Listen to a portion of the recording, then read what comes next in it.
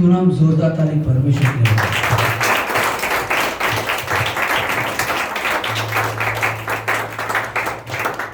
परमेश्वर ने जो भले काम आपके जीवन में किए उसके लिए ताली बजाएं। परमेश्वर ने जो अच्छे काम आपके जीवन में किए उसके लिए बजाएं। पूरे हफ्ते में परमेश्वर ने आपको एक्सीडेंट से बचाया उसके लिए बजाएं। पूरे हफ्ते में परमेश्वर ने आपको कमाई करने का मौका दिया उसके लिए बजाएं।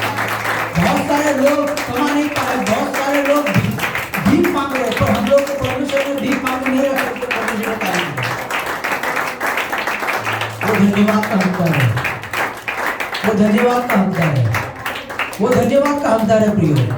वो धन्यवाद से प्रसन्न होता है, वो आपके धन्यवाद से प्रसन्न होता है। हम आंख बंद करेंगे, प्रार्थना करेंगे। राजाओं का राजा, प्रभुओं के प्रभु, यीशु मसीह के नाम में, यीशु मसीह के पवित्र लहू के बहाने के कारण हम तेरे चरणों के सामने आते हैं पिता। यीशु मसीह के क्रूस पर के लहू बहाने से हम काबिल बने हैं पिता तेरे चरणों में आने के लिए। इसलिए धन्यवाद देते हैं पिता। हमारी कोई भी काबिलियत नहीं, हमारा कोई भी क्वालिफिकेशन नहीं पिता, सिर्फ और सिर्फ यीशु मसीह का लहू जो हमें काबिल बनाता है। हम इस हॉल को तेरे पवित्र लहू से ढक देते पिता, इस पूरे एरिया को तेरे पवित्र लहू से ढक देते पिता। यहाँ पर तेरे पवित्र लहू का छिड़काव करते पिता, यहाँ पर तेरे पवित्र लहू छिड़क देते पिता। हर एक अंधकार की शक्ति, हर एक नेगेटिव प्रेयर, नेगेटिव वर्ड, जिसका ब्लैक मैजिक, हर एक शैतान की योजनाओं को यीशु मसीह के नाम से तोड़ देते पिता। परमेश्वर खुदावन तेरे वचन की बेदारी इस जगह पर बोलते हैं पिता, तेरे वचन की आजादी इस जगह पर बोलते हैं पिता। हर एक सुनने वाले के आत्मिक कान, आंख, मन, हृदय खुल जाए पिता, ताकि जो भी बोला जाए पिता उनके जीवन में कार्य करे, 30 गुना, 60 गुना, 100 गुना कार्य करे पिता, और तेरे नाम को महिमा मिले पिता। परमेश्वर मैं अपने आप को तेरे हाथों में सौंप देता हूँ पिता। मैं ना बोलूं, मेरे द्वारा तू बात कर पिता। इंसान के हर एक सोच विचारों को, इंसान की हर एक बातों को इस जगह पर अब से हम प्रभु जी उसको नलीफाई करते हैं पिता, उसको निष्फल बोलते पिता। कहते हैं पवित्र आत्मा तू ताबा ले, पवित्र आत्मा तू ताबा ले, पवित्र आत्मा तू काम कर। यहाँ पर उपस्थित हर एक व्यक्तियों को तू छू पिता, जैसे आए वैसे न जाए पिता। प्रभु परमेश्वर रोजमर्रा की जिंदगी जी कर देख लिया पिता, हमने उसमें मजा नहीं है पिता। तेरे साथ कुछ पल जो बिताएंगे पिता उसमें मजा है पिता, उसमें आनंद है पिता, उसमें भरपूरी है पिता, उसमें चमत्कारिक जीवन है पिता। प्रभु जी धन्यवाद देते हैं पिता, धन्यवाद देते हैं पिता। सारी प्रार्थना, सारी विनंती पिता हम सब एक मन होकर तेरे चरणों में रखते हैं पिता, और ये प्रार्थना श्री यीशु मसीह के नाम से मांगते हैं पिता। आमेन, आमेन, आमेन। हालेलुया। हम सब बैठ जाए।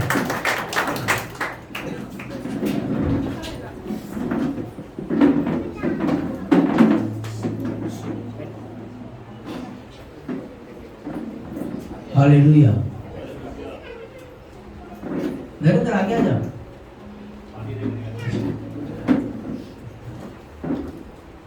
Hallelujah, hallelujah, hallelujah. परमेश्वर के नाम को धन्यवाद। परमेश्वर ने आज खड़ा किया यहाँ पर। परमेश्वर अनुग्रहकारी है, परमेश्वर दयालु है, परमेश्वर चमत्कारी है, परमेश्वर सर्वशक्तिमान है।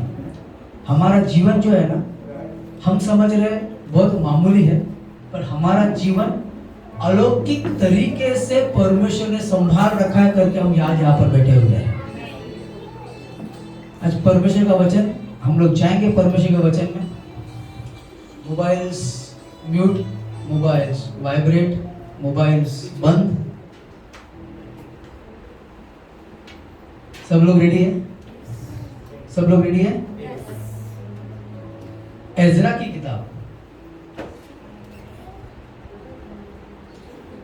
एजरा की किताब, सबको पता है एजरा की किताब कहां पर है? रेवलेशन के बाद में है। किधर है?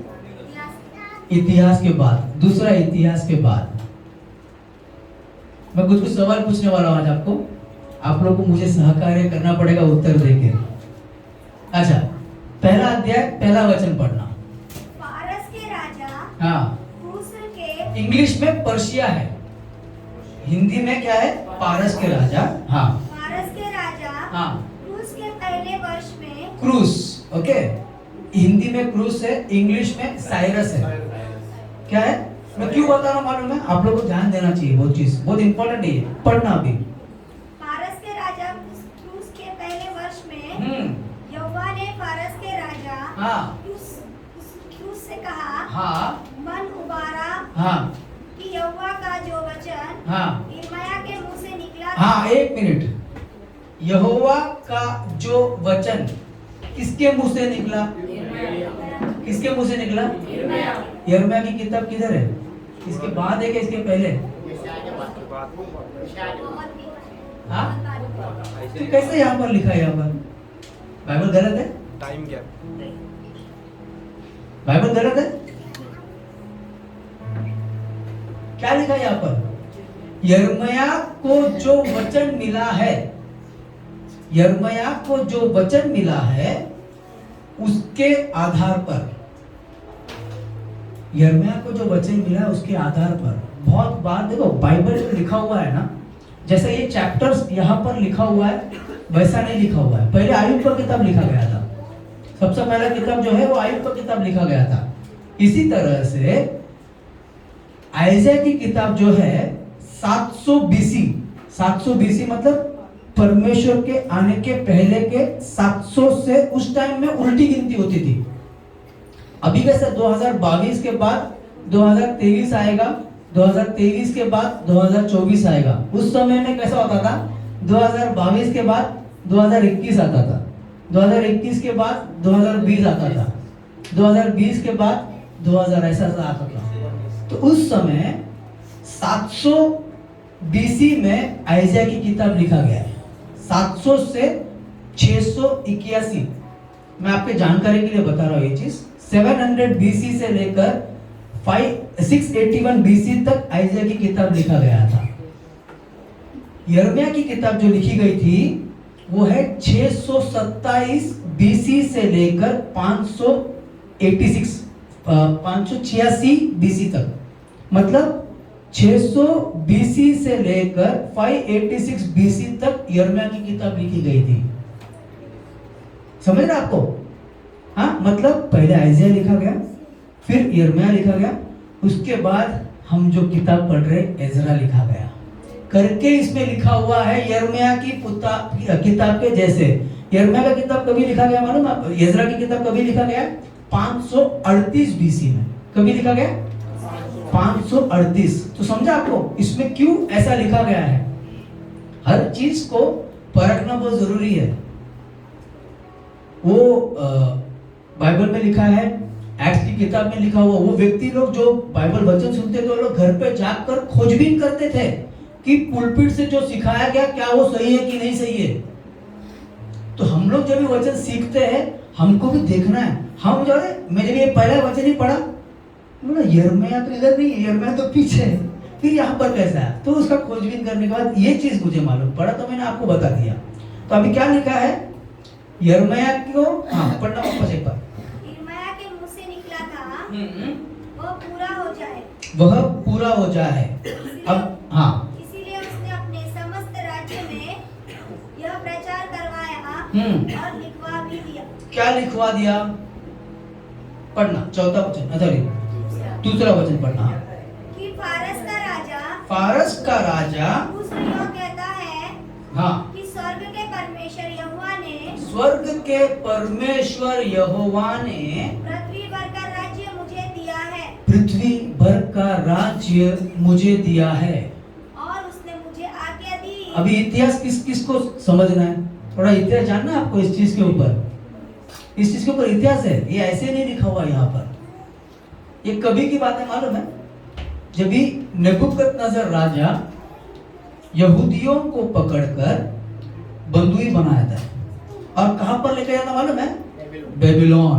कहां पर लेके जाता है? बेबीलोन में लेके जाता है। नेबुकदनेस्सर राजा राज करता है, जब तक नेबुकदनेस्सर राजा रहता है ना, तब तक ये लोग सब उनके कंट्रोल में रहते हैं। जैसे ही नेबुकदनेस्सर राजा मर जाता है, ये पर्शियन लोग बेबीलोन पे चढ़ाई करते हैं। पर्शियन लोग बेबीलोन पे चढ़ाई करते हैं, जो बेबीलोन ऑलरेडी यहूदियों को चढ़ाई कर बैठा हुआ था। तो पर्शियन के पास में कंट्रोल होता है पूरा। बेबीलोन और पर्शियन मिलकर इजराइलियों पर राज करते रहते हैं।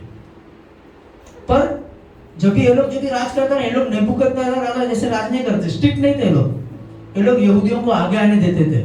जैसे आपने देखा रहेगा मोर्दकाई, एस्तर, ये सब जो है इनके राज में आगे बढ़े हैं। डैनियल इनके राज में आगे बढ़े हैं। तो वो लोग इतने स्ट्रिक्ट नहीं थे। उसी समय में ये लोग जो है ना सॉफ्ट कॉर्नर रखते थे। ये लोगों को कैसा लोगों को खुश करने का आदत था। जो पर्शियन राजा जो थे, इसी में एक साइरस राजा जो था, जो हमने पढ़ा आज, ये साइरस राजा का मन को परमेश्वर ने टटोला। समझा आपको? 70 साल बंधुआई, 70 साल बंधुआई। आज यहाँ पर 70 साल के ऊपर कौन है क्या कोई? नानी नहीं है। 70 साल के कोई ऊपर है क्या? आप सोचो, आपका पूरा उम्र बंधुआई में था।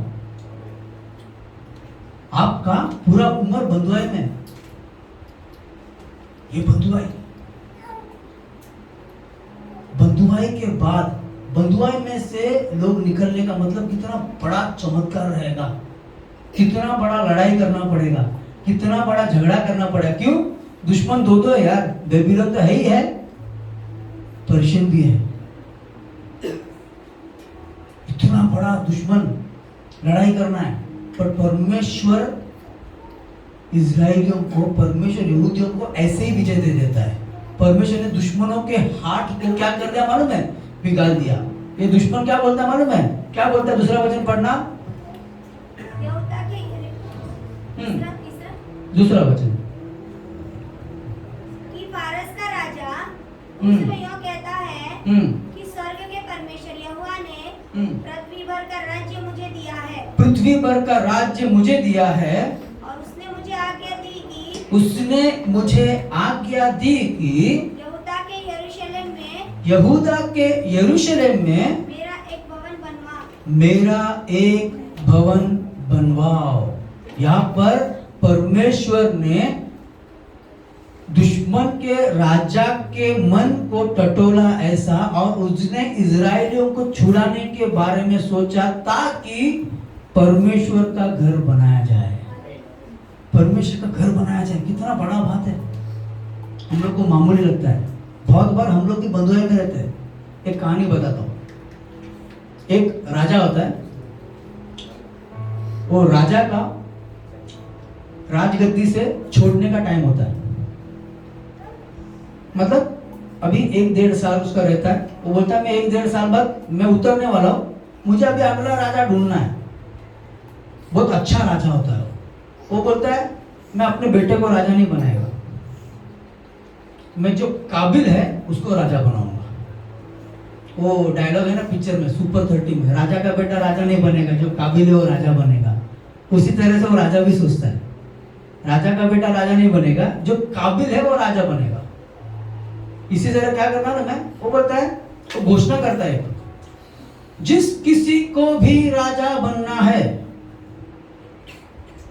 आप मेरे दरबार में आओ, मैं आपका एक परीक्षा लूंगा, वो परीक्षा में जो पास होगा वो राजा बनेगा। वो परीक्षा में जो पास होगा वो राजा बनेगा। सब आते हैं।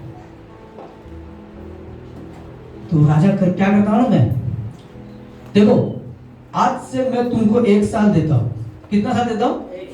1 साल देता हूं। और मैं तुमको ये बीज का पैकेट देता हूं। एक बीज का पैकेट देता है, बीज, सीड्स, बीज का पैकेट देता है, सबको देता है। जितने भी लोग आए, 50, 60, 70 लोग आए, सबको बीज का पैकेट देता है। ये बीज का पैकेट लो, आप लोग आपके जगह पर इसे बोयो, इसे खत डालो, पानी डालो, जैसा डालना डालो, आप लोग इसको उगाओ। 1 साल बाद मेरे पास लेकर आओ, जिसका सबसे अच्छा रहेगा मैं उसको राजा बनाएगा। सबको एक ही टाइप का बीज देता हूँ, समझा आपको? इधर क्या किया, बीज दिया, सब जन बीज लेके गए। एक दिन मिट्टी खोदा, अच्छा खत भी डाला, बीज डाला, पानी देना चालू किया, पानी देना चालू किया, पानी देना चालू किया, पानी देना चालू किया। सबका कुछ ना कुछ उगना चालू हुआ, सबका कुछ ना कुछ उगना चालू हुआ। एक व्यक्ति उसमें था, बोलो एक व्यक्ति उसमें था। वो देख रहा है, भाई मेरे बाजू वाले ने लिया, उसका बीज उग रहा है, मेरे ये वाले ने लिया, उसका बीज उग रहा है, उसने लिया, उसका बीज उग रहा है, मेरा ही नहीं उग रहा है, शायद कुछ प्रॉब्लम रहेगा। देखता है वो, वापस पानी डालता है। 4 महीना होता है, 5 महीना होता है, इनका बड़ा होना चालू हो गया, इनका फूल आना चालू हो गया, सब आना चालू हो गया। मैं बोला अरे बाप रे, मेरा तो पत्ता कट हो गया। 1 साल का समय देता है, 9 महीना हो गया, उसका बीज अभी तक ऊपर ही नहीं आया। वो बोलता है ऊपर ही नहीं आया, क्या करेगा मैं हार गया, निराश हो जाता है। 1 साल होता है, फाइनली राजा बोलता है जिनको मैंने बीज दिया था, इस दिन यहाँ पर आए, सब लोग अपना अपना फल दिखाए, और मैं देखूंगा सबसे अच्छा जो रहेगा उसको मैं राजा बनाएगा। ये व्यक्ति बोलता है मैं तो हार गया हूं, राजा मेरे को बोलेगा तूने बीज खा लिया और मेरा गला भी काट सकता है।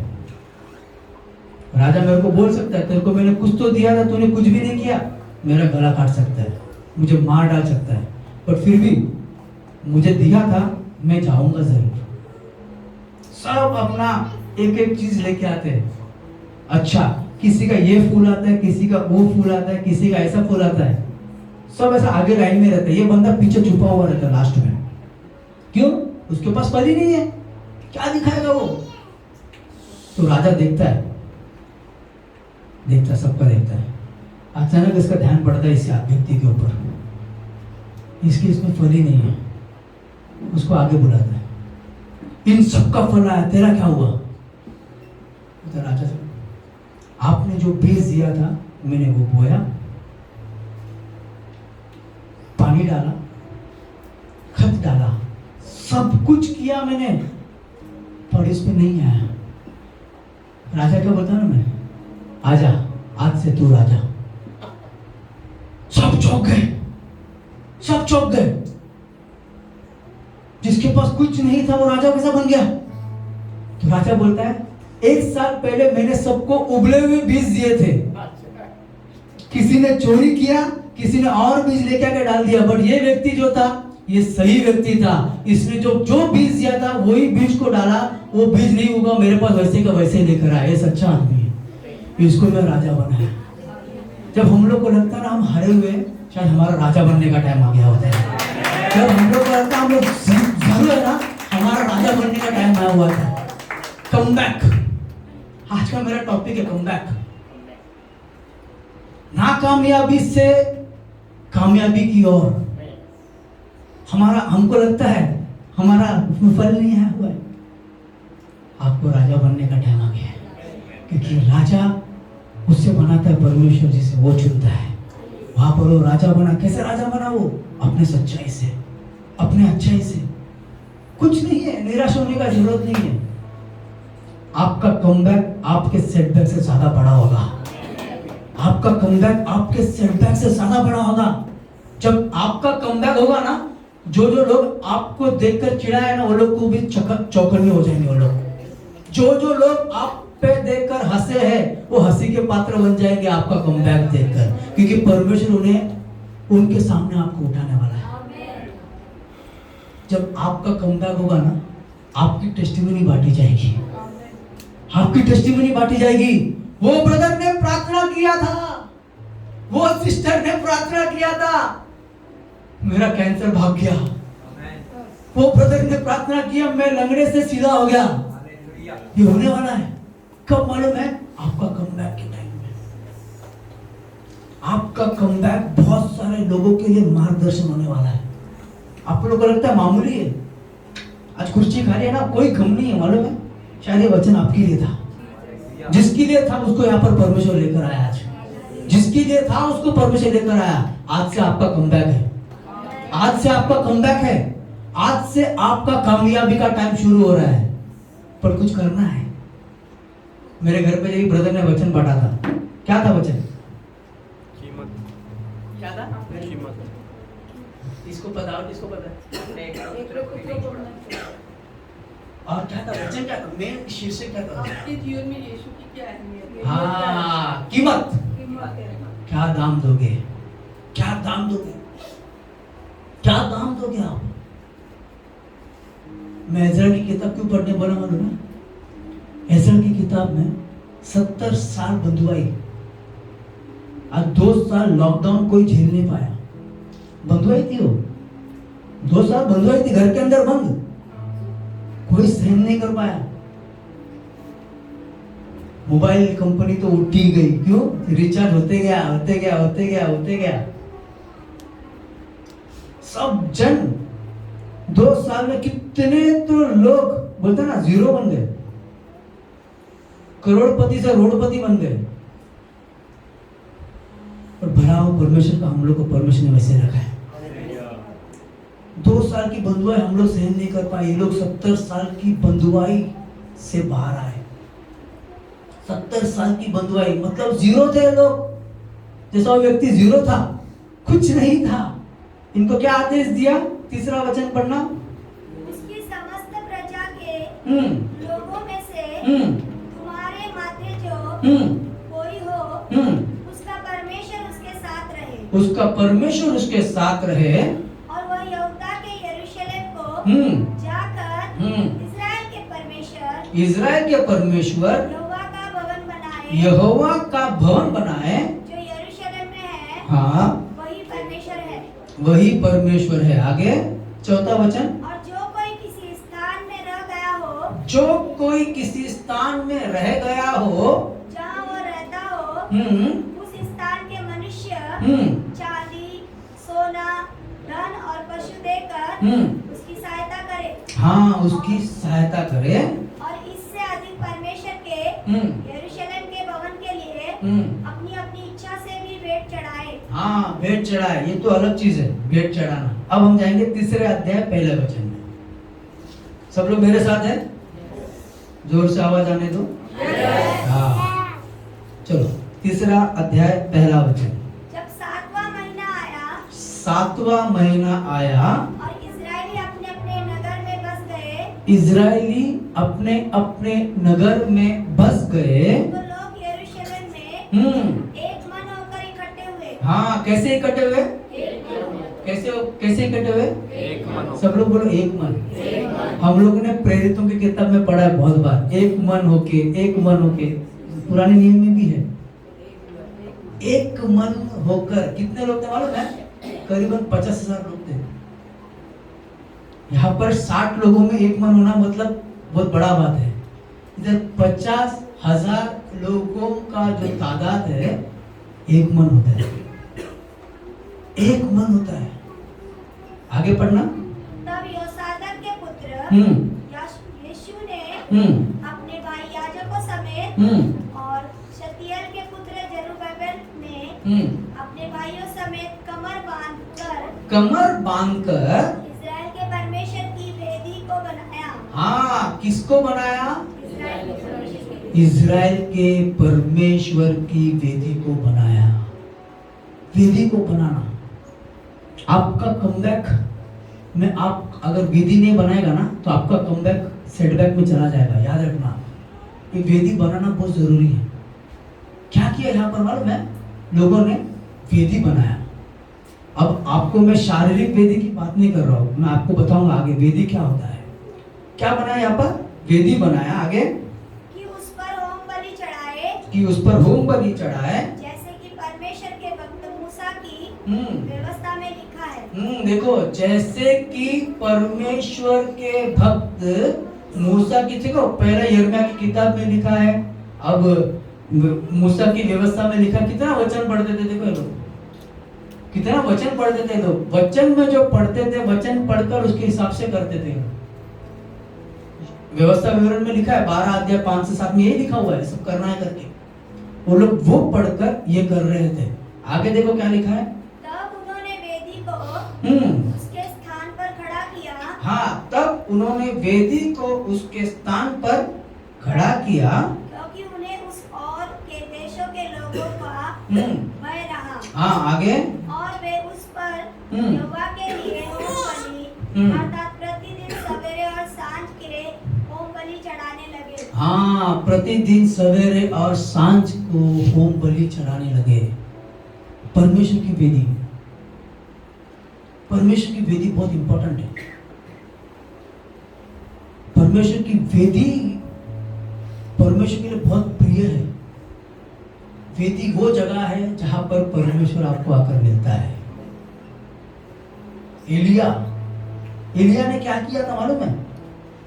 परमेश्वर की वेदी को सुधारा, फिर वहां पर लकड़ी डाली, फिर पानी डाला, फिर स्वर्ग के परमेश्वर को बोला आग भेज, वेदी सुधारी। जब तक आपका वेदी आप ठीक नहीं करते, आपके जीवन में खटपटाव रहेगा। आपको आपका वेदी करेक्ट करने का टाइम है। आपका वेदी जो आपके अंदर है उसे करेक्ट करने का टाइम है। आपका प्रार्थना जीवन वेदी है, आपका स्तुति आराधना वेदी है। आपको वो करेक्ट करने का टाइम है, आपको उसमें पढ़ने का टाइम है। आपका कमबैक तो हो गया, परमेश्वर ने आपको मौत से तो बचाया, परमेश्वर ने आपको जीरो से राजा तो बनाने को लेकर जा रहा है, बट आपका दाम क्या है? आपका दाम क्या है? क्या आप आपकी वेदी को सही कर रहे हो क्या? सबसे पहले हम लोग पढ़ेंगे, वापस एक बार पहला वचन पढ़ेंगे। जब 7वां महीना आया और इस्राएली अपने अपने नगर में बस गए, तो लोग यरूशलेम में एक मन होकर इकट्ठे हुए। एक मन होकर इकट्ठा होना, एक मन होकर इकट्ठा होने का मतलब क्या मालूम है? फेलोशिपिंग है। क्या है? फेलोशिपिंग। परमेश्वर ने आपको छुड़ाया, आपको फेलोशिप में रहना है, आपको संगति में रहना है। आप संगति में नहीं रहोगे, आप उन्नति नहीं कर पाओगे। हम लोग सर्वगुण संपन्न है ही नहीं, हमको सब कुछ नहीं आता। हमको आज भी परमेश्वर के वचनों को सिखाने वाले की जरूरत है। हमको आज भी वचन सीखने की जरूरत है। हमको आज भी वचन सुनने की जरूरत है। हमको आज भी वचन के सीक्रेट्स बताने वालों की जरूरत है। हम लोगों को परमेश्वर सिखाता है, इसलिए हमको सबसे पहला संगति में रहना है। जब भी आपको कोई भी चीज से बाहर निकालता परमेश्वर, पहला चीज ये ध्यान दो, घर पे मत बैठो,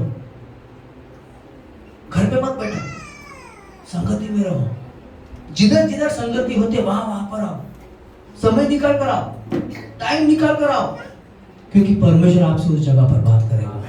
परमेश्वर आपके धाम को देखना चाहता है। बहुत बार हम लोग फ्री बैठे रहते प्रियो, संडे को फ्री बैठे आजकल लोग, फिर भी आ नहीं रहे चर्च, क्योंकि अक्का ने सवेरे मैसेज डाला। मैं शायद कल शाम को डालता था और थोड़े लोग नहीं आते थे। आज सवेरे मैसेज डाला कि अरे रोड बंद रहेगा यार, किधर से इधर से उधर से जाएंगे, देखते हैं ना अपन यूट्यूब में आके कभी देखेंगे। क्या मालूम है, हम लोगों ने कैजुअल लिया है परमेश्वर को। संगति एक मन कब होगा? जब हम लोग मिलेंगे। रोज मिलते थे, रोटी तोड़ते थे, प्रार्थना करते थे, तब संगति बढ़ती थी। यहाँ पर क्या लिखा है? सब लोग एक मन होकर यरूशलेम में मिले। एक मन होकर यरूशलेम में मिलना। एक मन कभी होगा मालूम है? आप इंग्लैंड में रहोगे, मैं इंडिया में रहूंगा, वो यूएस में रहेगा तो नहीं होगा। हम सब एक कॉमन स्थान पर रखेंगे तब होगा एक मन, क्योंकि हम लोग बैठेंगे, बात करेंगे। रात की प्रार्थना में हमने देखा हम सब एक मन हो रहे थे। जो भी वचन आ रहा था सबका वचन कॉमन था, सबका वचन कॉमन था। क्यों था कॉमन? क्योंकि एक मन होकर प्रार्थना कर रहे थे, एक मन होकर वचन बांट रहे थे, एक मन होकर बात कर रहे थे हम लोग। एक मन। दूसरा है वो लोग अपने अगुओं को सबमिट किए हुए थे, वो लोग अपने अगुओं को समर्पण करके बैठे हुए थे। 50,000 लोगों को चाहिए तो अलग अलग रह सकते थे वो लोग। कितने लोग थे? 50,000 लोगों के आसपास थे। वो लोग चाहिए तो अलग अलग रह सकते थे। इन तक पहुंचना भी बोलेगा तो बहुत मुश्किल है। पर मालूम है क्या, उनको मालूम था एक समय दिया गया है, अगुवे ने बुलाया हुआ है, हमको वहां पर पहुंचना है। कुछ महीनों पहले मार्च में मैंने बांटा था इस चीज के ऊपर, सबमिशन के ऊपर। सबमिट करो, अपने आप को अगुओं के समर्पण करो, अगुओं के सामने समर्पण करो, अधीन में रहो। अधीन में रहने के ऊपर मैंने वचन बांटा था और मैंने 6 चीजों के बारे में बोला था। आपको परमेश्वर के अधीन रहना है, आपको अगुओं के अधीन रहना है, आपको एक दूसरे के अधीन रहना है, आपको लीडर्स के अधीन रहना है, आपको इस कंट्री के रूल्स एंड रेगुलेशंस के अधीन में रहना है। मैंने बांटा था ये चीज। दूसरा चीज, वो लोग अधीन में थे। आपका कमबैक को अगर आपको जयवंत बनाना है, आपके कमबैक को आपको एकदम जबरदस्त बनाना है, आपको अधीन में रहना है, फेलोशिपिंग करना है, अधीन में रहना है। जब तक आप परमेश्वर की वेदी को बना नहीं पाओगे, जब आप ये करोगे परमेश्वर की वेदी बनना चालू हो जाएगा, परमेश्वर की वेदी बनना चालू हो जाएगा, परमेश्वर की वेदी बनना चालू हो जाएगा। हम लोग पढ़ेंगे उत्पत्ति का किताब 8वां अध्याय, जेनेसिस 8:20। पहला वेदी के बारे में यहाँ पर लिखा हुआ है, फर्स्ट ऑल्टर। फर्स्ट ऑल्टर ये भी बोला जाता है कि केन और अबेल ने किया था, बट ऑल्टर वर्ड जो आया है पहला, वो यहाँ पर लिखा हुआ है नोहा के बारे में। यहाँ पर हाँ पढ़ना। तब नूह ने यहोवा के लिए एक वेदी बनाई। तब नूह ने क्या की? यहोवा के लिए एक वेदी बनाई। सब लोग मेरे साथ में है।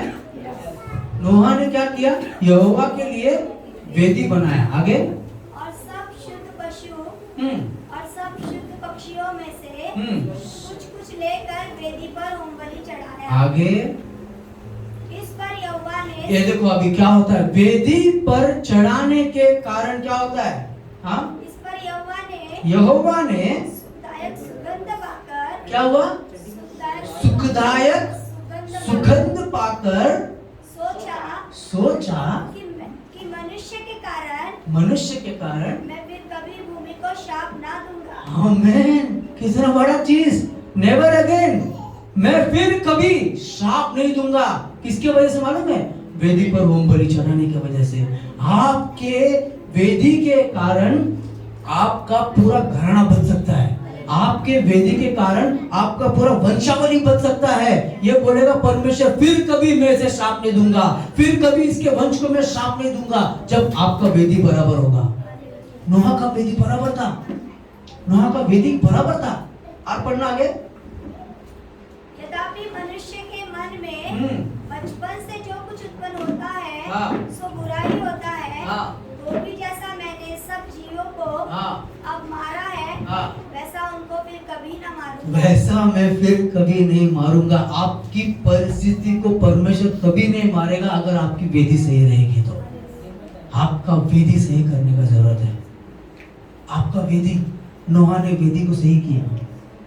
आपका परमेश्वर के साथ का समय, आपका परमेश्वर के साथ का स्तुति रखना, आपका परमेश्वर के साथ का वचन पढ़ना, आपके परमेश्वर के साथ का प्रार्थना पढ़ना, प्रार्थना करना, ये सब वेदी में होना है आपको। ये सब वेदी में होना है। दाऊद क्या कहता है? भजन संहिता 141:2, भजन संहिता 141:2।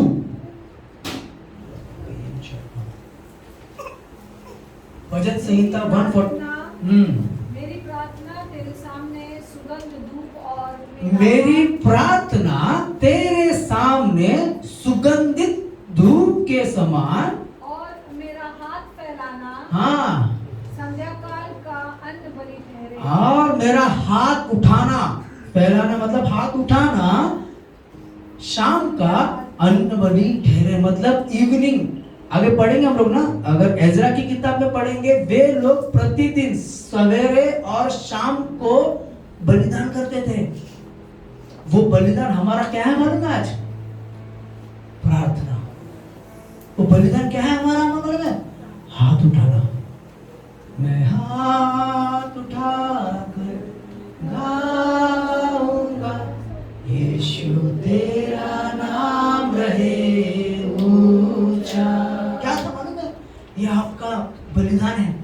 परमेश्वर आपको बकरी, परमेश्वर आपको बैल लेकर आने नहीं बोल रहा है यहाँ पर। परमेश्वर को आप चाहिए। परमेश्वर आपसे प्रसन्न होता है। परमेश्वर मनुष्य से प्रसन्न होता है। परमेश्वर मनुष्य के समय से प्रसन्न होता है। आपका वेदी कहां पर है आज? आज आपका वेदी कहां पर है? आपका वेदी कहां पर है आज? इजराइलियों को 70 साल के बंधुआई में से परमेश्वर ने छुड़ाया।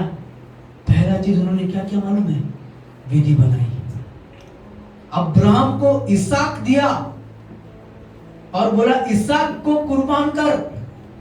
इसहाक को कुर्बान करने के वापस परमेश्वर बोला रुक जा। वहां पर परमेश्वर के लिए अब्राहम ने वेदी बनाई।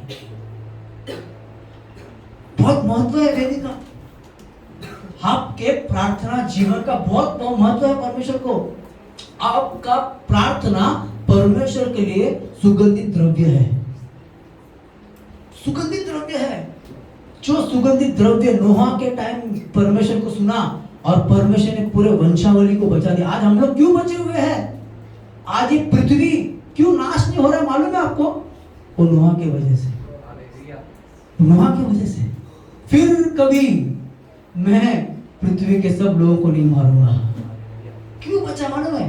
एक शपथ परमेश्वर ने खाई थी जब उसे वो सुगंधित द्रव्य मिला था। आज आपके प्रार्थना से बहुत कुछ हो सकता है। आज आपके प्रार्थना से बहुत बदलावट हो सकती है। आज आपके स्तुति आराधना से बहुत बदलावट हो सकती है। पर हमारे पास टाइम नहीं है। हमारे पास क्या नहीं है? बराबर ना? अपना टाइम आएगा का टी शर्ट तो पहनते हैं, बट टाइम ही नहीं है। वो टाइम आता ही नहीं हमारा। आज आपका कामयाबी का टाइम है। आपका कामयाबी का टाइम है। आपका जयवंत होने का टाइम है। आपको स्तर चेंज करने वाला टाइम है। आपको लोग देखेंगे, भाई इतने दिन तक तो ये मांगता था, अब से देने चालू हो गया। इतने दिन तक तो ये उधार मांगता था, अब तो ये उधार देना चालू हो गया। क्या है ये? क्या हो गया इसको? परमेश्वर बदलने वाला है स्टोरीज। परमेश्वर कहानी बदलने वाला है। जितने लोगों ने तुम्हारा ठट्ठा उड़ाया ना, उतने लोग तुम्हारा प्रगति देखकर आश्चर्यचकित होने वाले हैं। परमेश्वर खड़ा करने वाला है तुमको वहां पर। कभी मालूम है? वेदी सही करना है। वेदी सही करना है। वेदी एक ऐसा जगह है जहां पर आप अपने आप को समर्पण कर देते हो। अब्राहम ने इसहाक को समर्पण कर दिया था। इतने साल बाद बच्चा मिला उसको। इतने साल बाद बच्चा मिला और परमेश्वर बोला इसहाक को बलि कर मेरे लिए। ना इफ ना बट, उसने अपना मौत को शट रखा और परमेश्वर के सामने बलि करने को आ गया। क्या नाम मालूम है प्रियो? उसका समर्पण। उसका समर्पण। आज परमेश्वर आपको समर्पण बोलकर मांगता है। रोमियो की किताब 12 अध्याय 1 वचन। रोमियो की किताब 12 अध्याय 1 वचन। रोमियो की किताब 12 अध्याय 1 वचन। हाँ, इसीलिए हे भाइयों मैं तुमसे परमेश्वर की दया समरण दिलाकर विनती करता हूँ कि अपने शरीरों को जीवित और पवित्र और परमेश्वर को भावता हुआ जीवित, पवित्र और परमेश्वर को भावता हुआ बलिदान करके चढ़ाओ। बलिदान कर कर चढ़ाओ। यही तुम्हारी आत्मिक सेवा है। क्या है? आत्मिक सेवा। कितने लोगों को सेवा करना है? कितने लोगों को सेवा करना है? आत्मिक सेवा क्या है मालूम है? अपने आप को चढ़ाना। अपने आप को चढ़ाना। परमेश्वर कुछ नहीं मांगता। परमेश्वर अपने आप को मांगता है। हमारे शरीरों को चढ़ाना है। हमारा शरीर, हमारा आत्मा बहुत लड़ाई करते रहते हैं। शरीरों की इच्छाओं को वेदी पर चढ़ाना है ताकि आत्मा प्रबल हो जाए। शरीरों के इच्छाओं को मार देना है ताकि आत्मा हमेशा जीतता रहे। आपके ऊपर जो जो भविष्यवाणी हुआ है, किसी के ऊपर चंगाई का भविष्यवाणी हुआ है, किसी के ऊपर मुर्दे जिराने का भविष्यवाणी हुआ है, वो भविष्यवाणी पूरा कभी होगा मालूम है? जब वेदी पे आप अपने आप को चढ़ाओगे। वेदी पे अपने आप को चढ़ाओगे। अपने जीवन को परमेश्वर को भावता हुआ बलिदान बोलकर चढ़ाओ। यही आत्मिक सेवा है, मामूली नहीं है। बहुत बार हमको है ना ऐसा लगेगा कि नहीं, परमेश्वर काम नहीं कर रहा। बहुत बार हमको ये लगेगा कि परमेश्वर है ही नहीं। पर आपको मालूम है, जब कुछ भी नहीं होता ना, परमेश्वर ज्यादा करीब रहता है हमारे। वो व्यक्ति को क्या लगा था, मेरा बीज ने फल नहीं लाया, मैं हार गया हूँ। मालूम है उसको ये नहीं मालूम था, भाई तू राजा बनने वाला है। हमारे परिस्थिति को देखकर हम लोग देखते हैं, हमारा परिस्थिति को देखकर हम अपने आप को देखते हैं, पर परमेश्वर हमारे परिस्थितियों को नहीं देखता। परमेश्वर हमारे बलिदान को देखकर हमें ऊंचा उठाता है। आप क्या कीमत दोगे? ज्यादा वचन, आप क्या कीमत दोगे? ये मेरा वचन नहीं, मैं एक्चुअली जब वचन प्रिपेयर करने बोला, मुझे ब्रदर ने मुझे गुरुवार को सवेरे कॉल किया। गुरुवार को सवेरे 9 बजे कॉल किया। मैं ऑफिस जा रहा था, ऑटो में, बुखार में लथपथ था मैं। रात भर मेरे को बुखार थी, हेवी टेम्परेचर था मुझे। मैं जा रहा था, 9 बजे ऑफिस की यहाँ पर पहुंचा, तभी ब्रदर का फोन आया, श्रीजीत किधर है? मैं बोला ब्रदर मैं ऑफिस पहुंचा हूँ। अच्छा ठीक है, संडे को तेरे को वचन देना। ओके ब्रदर बोल के मैं बोला ब्रदर मेरे लिए प्रार्थना करो, मेरे को बहुत बुखार है। मैं ऊपर गया ऑफिस में, मेरा बीपी लो हो गया, मेरे को वोमिटिंग हुआ, ठंडी पकड़ी। मेरे को बाजू में हिरणांगनी हॉस्पिटल है थाने में, वहां पर लेके गए। ज्यादा लोगों को मालूम नहीं है क्योंकि डॉक्टर ने खुद मेरे को डरा दिया था। तभी लेके गए, सलाइन चढ़ाया। सलाइन चढ़ाने के बाद उसने ईसीजी निकाला। ईसीजी को बोला सर आपको अटैक आया था। डॉक्टर ने बोला शायद रिपोर्ट गलत भी हो सकता है, 1 से 1.5 घंटे बाद वापस निकालना पड़ेगा। मेरे पास सब रिपोर्ट है, आप लोग मेरे घर पे आके सब रिपोर्ट देख सकते हैं। 1.5 घंटे बाद रिपोर्ट निकाला, वो मशीन लेकर आया बंदा, मशीन में रिपोर्ट चेक किया। उसने बोला अरे वो तो मल्लू आदमी था, मैक्सिमम मल्लू लोग नर्स लोग रहते हैं वहाँ पर, तो मल्लू था। उसने बोला अरे सर इसमें तो दिखा रहा है आपका अटैक आया था करके। मैं बोला और 2-3 बार निकालो। मेरे को तो कुछ सिम्टम था ही नहीं। बोला 2 बार निकाला, 3 बार निकाला, चौथा प्रिंट आउट निकाला। वो प्रिंट आउट निकाला, उसमें फेंक दिया, बोला रिपोर्ट गलत हो सकता है। 5वां रिपोर्ट निकाला, उसमें भी वही दिखा रहा है। मैं बोला सर मशीन चेंज करो। दूसरा मशीन लेकर आया, दूसरा मशीन लेकर आया, उसमें भी रिपोर्ट निकाला। नहीं सर इसमें भी आपको ये दिखा रहा है आपको माइल्ड अटैक आया था, आपको माइल्ड अटैक आया था। मैं अक्का को फोन किया, हृदय का नंबर लग नहीं रहा था। अक्का को फोन किया मैंने, पूनम को नहीं कर सकता मैं क्योंकि वो टेंशन में आ जाएगा।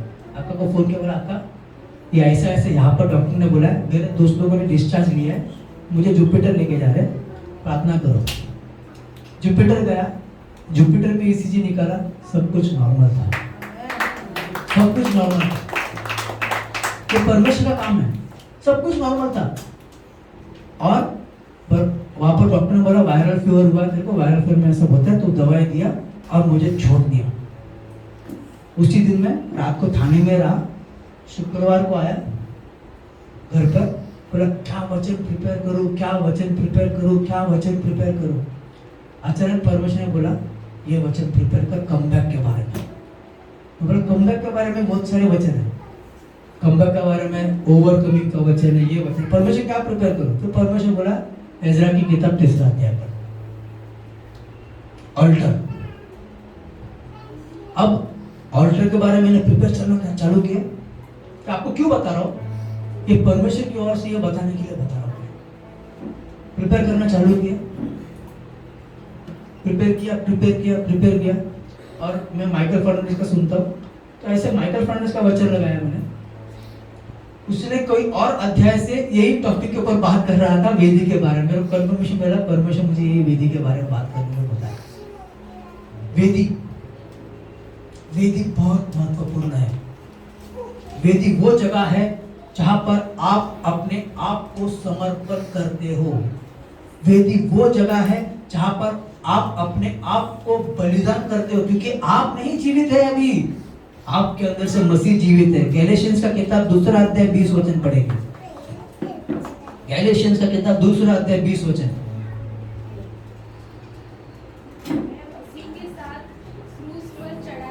मैं मसीह के साथ क्रूस पर, तो मैं कौन कर रहा है अभी यार?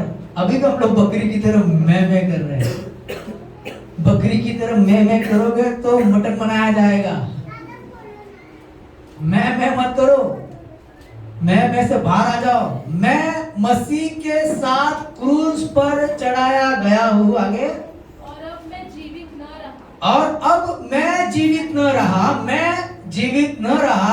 सब लोग बोलो, मैं जीवित न रहा। हाँ, पर मसीह मुझ में जीवित है। पर मसीह मुझ में जीवित है। बोलो जोर से, मसीह मुझ में जीवित है। जोर से बोलो, मसीह मुझ में जीवित है। और एक बार बोलो, और एक बार बोलो, मसीह मुझ में जीवित है। और क्या चाहिए आपने को यार? मसीह मुझ में जीवित है। हम अपने आप को परमेश्वर को भावता हुआ बलिदान बोलकर चढ़ाएंगे तो मसीह हमारे अंदर जीवित है। हम नहीं है जीवित, हमारा मसीह हमारे अंदर से जीवित है। तो हमारे अंदर से क्या दिखना चाहिए मालूम है? मसीह दिखना चाहिए। कोई बोलेगा, चोट पहुंचाएगा, ये करेगा, वो करेगा, छोड़ दो, सब खत्म। मसीह को कितने लोगों ने क्या बोला था यार? मसीह के ऊपर थूक दिया था, वो बदला लेने को नहीं रुका। उसको मालूम था मेरा परमेश्वर मेरे साथ है। बदला लेने का काम आपका नहीं है, परमेश्वर का है। आपके अंदर मसीह जीवित है। आपके अंदर से मसीह की रोशनी चमकनी चाहिए। आपके अंदर से मसीह की बातें निकलनी चाहिए। आपके अंदर से मसीह दिखना चाहिए, क्योंकि आपने अपने आप को परमेश्वर को वेदी पर चढ़ा दिया है। आज आपका राजा बनने का टाइम आ गया है। जीरो से हीरो। वो व्यक्ति ने सोचा मैं हार गया, वो व्यक्ति ने सोचा मुझे राजा शायद मार डालेगा क्योंकि मैंने कुछ नहीं किया, और उस व्यक्ति को परमेश्वर ने पकड़कर राजा बना दिया। आज आपका समय आ गया है। अपने आप को चढ़ाना है, आपको अपने आप को चढ़ाना है। वेदी जो है वहां पर आप सैक्रिफाइस करते हो। वेदी एक ऐसी जगह है जहां पर मृत्यु कंफर्म्ड है। वेदी पे किसी पशु को रख दिया, उसको काटना तो है ही है, और मरेगा तो पक्का ही पक्का है। आपको वेदी में अपने आप को मारना जरूरी है। आपको अपने आप को मारना जरूरी है। 2022 का हमारे कलीसिया का शीर्षक वचन क्या था? चलो, कितने लोगों को याद है? क्या था? यूहन्ना का, very good, 12:26। Excellent, very good, जबरदस्त। सुशील को देखकर जोरदार ताली बजाओ। पढ़ेंगे हम लोग 12, 24, 25, 26। यूहन्ना की किताब 12 अध्याय 24, 25, 26।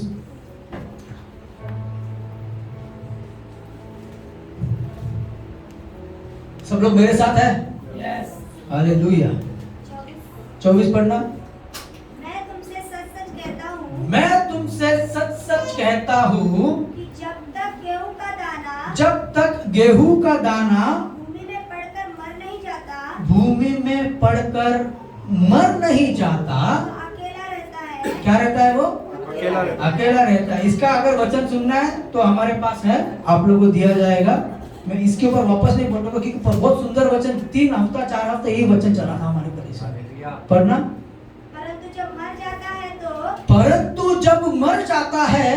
बहुत फल लाता है। तब बहुत फल लाता है। आपको मरना जरूरी है, मरना जरूरी है। अपने आप को मारना जरूरी है। अपने आप के इच्छाओं को मारना जरूरी है। अपने आप के मैंपना को मारना जरूरी है। तब परमेश्वर जीवित होगा। आज 15 तारीख को बहुत सारी भविष्यवाणी हुई। 15 तारीख को यहाँ पर परमेश्वर ने बहुत सारे लोगों से बहुत सारी बातें की। पूरा कब होगा मालूम है? जब आप अपने आप को वेदी पर चढ़ाओगे। आपको मरना है, जब तक आप नहीं मरोगे तब तक आप फलवंत नहीं होंगे। आपका मरना जरूरी है, आपका मरना जरूरी है, क्योंकि वेदी वो जगह है जहां पर देने वाला परमेश्वर को मिलता है। आप देते हो, परमेश्वर देता है। आप परमेश्वर से मांगते हो, परमेश्वर देता है। वेदी वो जगह है। आपके वेदी को आपको करेक्ट करने का जरूरत है। अपने आप को उस वेदी पर रखने का जरूरत है। जब आप अपने आप को वेदी पर रखते हो ना, आप पवित्र बन जाते हो, क्योंकि वेदी सब चीज को पवित्र बना देता है। वेदी क्या करता है? सब चीज को पवित्र बना देता है। पढ़ेंगे हम लोग एक्सोडस का किताब, निर्गमन का किताब 29 अध्याय 37 वचन। निर्गमन 29:37। 7 दिन तक वेदी के लिए प्रायश्चित करके उसे पवित्र करना, और वेदी परम पवित्र ठहरेगी। वेदी परम पवित्र ठहरेगी, और जो कुछ उस वेदी को छू जाए वह भी पवित्र हो जाए। वो क्या होगी? पवित्र हो जाए। मतलब आपको छूने वाला पवित्र बन जाएगा। आप जिस चीज को छूओगे पवित्र बन जाएगा। कभी होगा मालूम है? जब आप अपने आप को वेदी पर चढ़ाओगे। आप पवित्र हो, परमेश्वर ने आपके लिए पवित्रता खरीदा हुआ है। यीशु मसीह हमारे लिए ऑल्टर बन चुका है। यीशु मसीह ने पूरा दाम दे दिया है। आपको पकड़ने वाला, आपको छूने वाला पवित्र हो जाएगा। कब मालूम है? जब आप अपने आप को वेदी के समान रखोगे। वेदी को छूने वाला पवित्र होता है। वेदी को छूने वाला पवित्र होता है। मामूली चीज नहीं है, बहुत जरूरी है वेदी, क्योंकि अपने आप को आपको चढ़ाना है उस वेदी पे। अपने आप को चढ़ाना है उस वेदी पे। उसको पूछना, परमेश्वर ऐसा क्या चीज है जो तेरे और मेरे बीच में है? क्या वो मेरा फैमिली है? क्या मेरा वो प्रायोरिटी है? क्या है जो तेरे और मेरे बीच में है, जिसे मैं चढ़ाऊं, जिसे मैं चढ़ाऊं? और जब हम ये बोलेंगे परमेश्वर को, परमेश्वर कार्य करना चालू करेगा। आज परमेश्वर को आप चाहिए। आज परमेश्वर को आपका बलिदान चाहिए। परमेश्वर चाहता है आप अपने आप को जीवता बलिदान बोलकर उसके सामने चढ़ाओ। आप लोग मामूली नहीं हो, आप लोग यहाँ पर चुने हुए हो। आप लोग के लाइफ में कामयाबी उठने वाली है अभी। आप लोग के लाइफ में जो भी गरीबी है वो निकलने वाली है अभी। आपके लाइफ में छुटकारे का टाइम आ चुका है अभी। आपके लाइफ में बदलाव का टाइम आ चुका है अभी। आपका जीवन ऐसा नहीं रहने वाला है। इस संडे टू संडे आकर बैठकर वचन सुनकर घर पे जाना नहीं है जिंदगी। परमेश्वर के साथ वाला जिंदगी वो है जब आप संडे घर पे जाते रहते हो ना, आपके बाइक में से, आपके कार में से, आपके परछाई से लोग चंगे हो रहे हैं। आपको दिख रहा है कोई दीन दुखी रास्ते में, हर दिन आप उसके लिए प्रार्थना कर रहे हो, चंगा हो रहा है। ये जिंदगी परमेश्वर के साथ वाला, परमेश्वर का लाइफ वाला जिंदगी ये है। आपको आपकी वेदी को सही करना है। इज़रा की किताब में इज़राइल ने क्या किया मालूम है? 70 साल के बंधुआई के बाद वेदी बनाई। उस वेदी पे होम बलि चढ़ाया। उस वेदी पे सवेरे और शाम बलिदान करते रहे। दाऊद राजा क्या कहता है? मेरी प्रार्थना तेरे लिए धूप और मेरा हाथ उठाना ना तेरे लिए शाम की बलि। आज हमको हमारे वेदी को करेक्ट करना है। हम आंख बंद करेंगे।